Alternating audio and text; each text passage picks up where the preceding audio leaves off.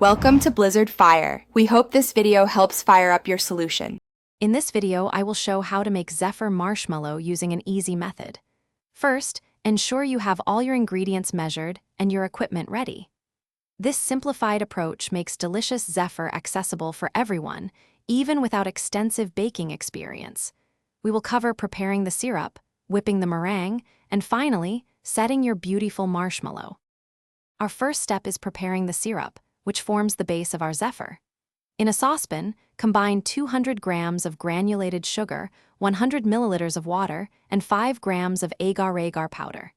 Heat this mixture over medium heat, stirring continuously. Use a candy thermometer to monitor the temperature, aiming for precisely 225 degrees Fahrenheit. This ensures the agar-agar fully activates. Next, we create the airy meringue that gives Zephyr its signature texture. In a very clean stand mixer bowl, whip 2 large egg whites until they form stiff, glossy peaks. With the mixer still running on medium-high, slowly and carefully pour the hot, 225-degree Fahrenheit syrup into the egg whites in a thin, steady stream. Continue beating for about 10 minutes until the mixture is thick and voluminous.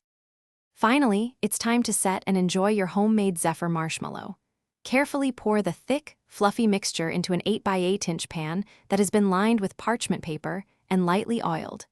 Smooth the top with an offset spatula to an even thickness of about 1 inch. Let it set undisturbed at room temperature for a minimum of 4 hours.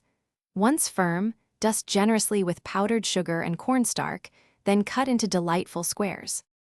Thanks for watching. If you found this helpful, don't forget to like and subscribe.